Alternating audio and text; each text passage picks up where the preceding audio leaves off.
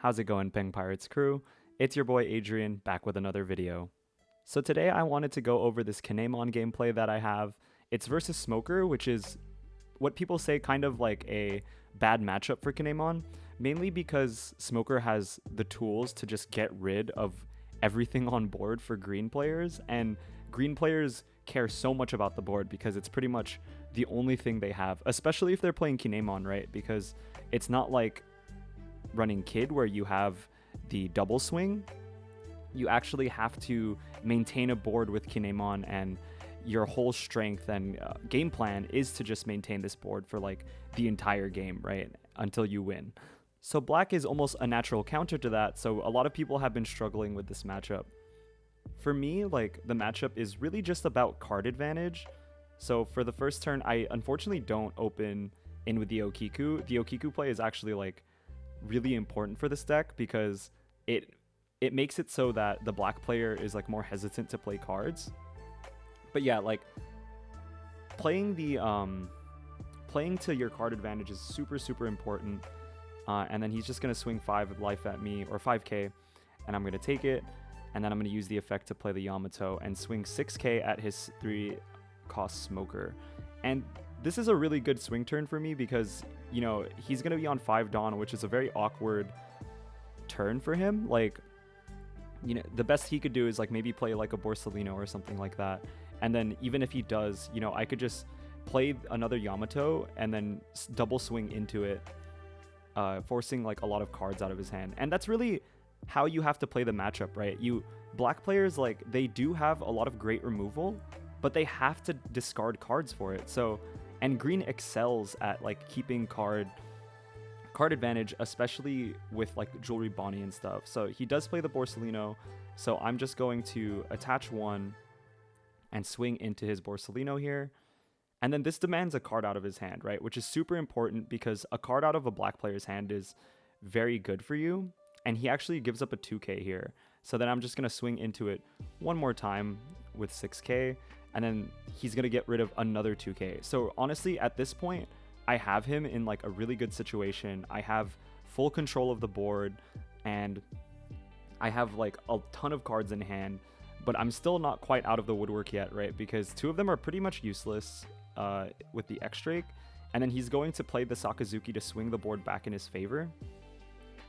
I honestly, I should have maybe played... I should have gotten rid of an X-Drake here instead of a Bonnie, like... Because, like I said, like, the green player is just going to have a bunch of card advantage on their side. And ultimately, that's what's going to win you the game in these scenarios. So keeping the Bonnie there instead of the X-Drake was definitely the play. I'm going to grab an Apu off top with the Bonnie, because there's not a lot of targets for X-Drake, right? And I actually make a huge mistake here, I think. And it makes the game a lot harder after this. So I attack with 5k and then with 7k with Yamato. I actually think this is a huge mistake because if I had just not swung, he would have only had 3 cards to play next turn. And you're going to see the way his turn plays out is actually very beneficial for him. And yeah, I just ultimately, like, looking back, that is a huge mistake. When you're playing Kinemon, like, I would avoid giving the black player cards in their hand because you could always make up for it, like, lack of life when you have a huge board. So he's going to swing 6k at my Bonnie. I'm just going to block it with the Beige. And this is just so like I could keep my card advantage going. I don't really have anything else in hand because I got rid of that second Bonnie.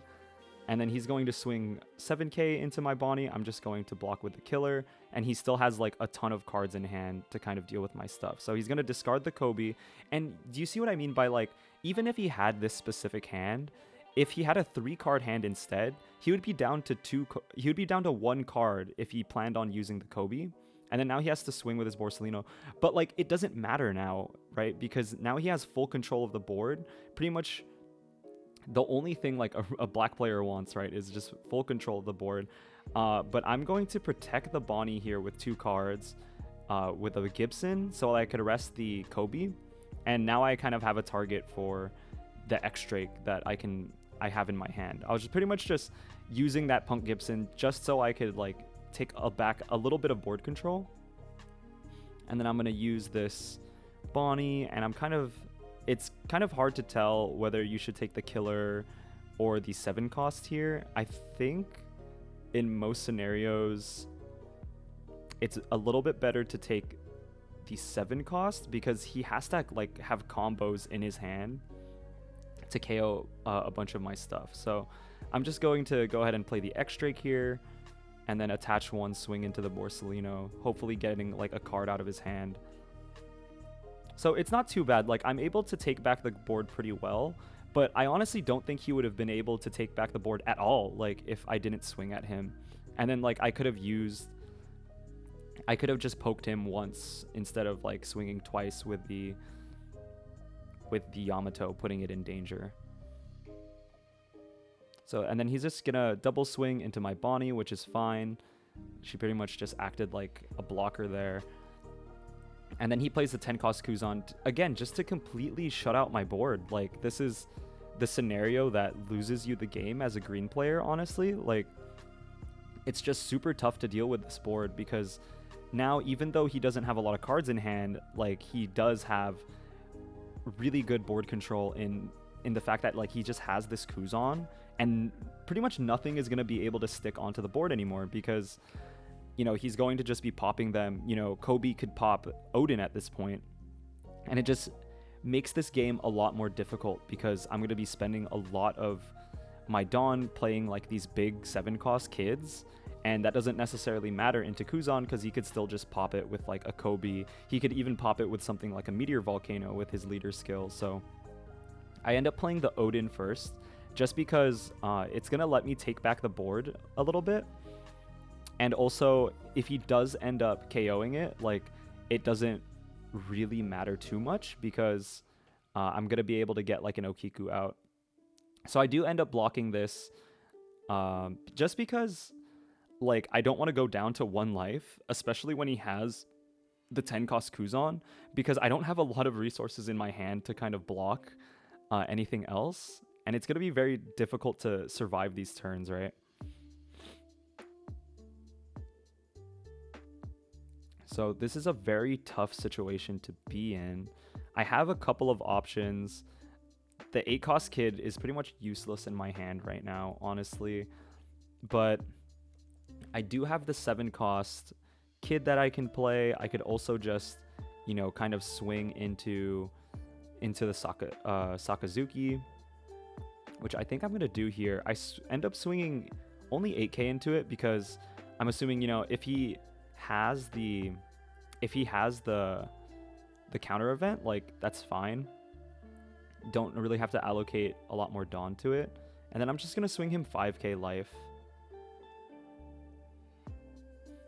I don't remember if he takes here or not. No, he's going to use the Shockwave, which I think is a misplay too. Like, I think you're in the position where you can take 1 life because it's going to be more difficult for me to take the game from you since, you know, you have like a ton of resources to kind of just pop my cards. But he's on 2 cards, which, I mean, isn't the worst, right? But I mean, I think if he just full stacks here, like, even that turn is pretty good. But then he ends up having the Kobe, so he just needs to discard a card, and then he could just pop my 7 cost kid, and then now I'm kind of a sitting duck, right? I actually don't even know if... Well, he doesn't know that I don't have counters in my hand, but I'm wondering if, like, there's a correct math to do this with. But he's going to swing 8k.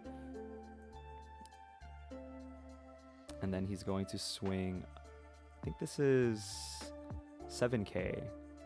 You should order your swings lowest to highest. Like, swing the 7k first, and then the 8k. That actually would have let him win the game, in my opinion. No, not even in my opinion. That's just like how the math works out. Because I have to take the 7k. I can't counter out of it. Then I have to take the 8k as well because I don't have 2Ks in hand. And then he just swings all with 10k. Because now he has 2 Dawn up, and that's a little bit awkward for him because... I mean, like, why do you have that 2 Dawn up? Because it's not like you get anything out of it. I see that you don't have a hand, so you don't have the counter event. But in this situation, like, I'm pretty much kind of screwed. Like, if we're being completely honest. Looking back, a turn I could have done maybe is playing the 8-cost kid, and then like maybe playing the 8-cost kid and then just having the Omni blocker up, just so like he has to attack into one thing before, and then like if he has all of his Dawn, then he has to swing into my face. So that might have been a good play to do, because okay, well, it doesn't matter because he had the second Kuzan, and I think this is just game here. But yeah, just looking back at it, I think the turn where I swung twice at him really messed up my game plan. It really gave him the cards he needed to swing board, and then it was just like all downhill from there pretty much. So I hope you guys enjoyed watching that video. That's going to be the end of it. I know it was a little bit of a shorter video, but I'm on spring break now, so I'm kind of trying to step away a little bit from, you know, doing schoolwork and video editing and everything, and just taking a really long break for as long as I can. But make sure to like, comment, and subscribe if you like content like this, and I hope you're doing well in whatever school you're doing, whatever work that's going on with you, and I'll see you on the next one. Thanks.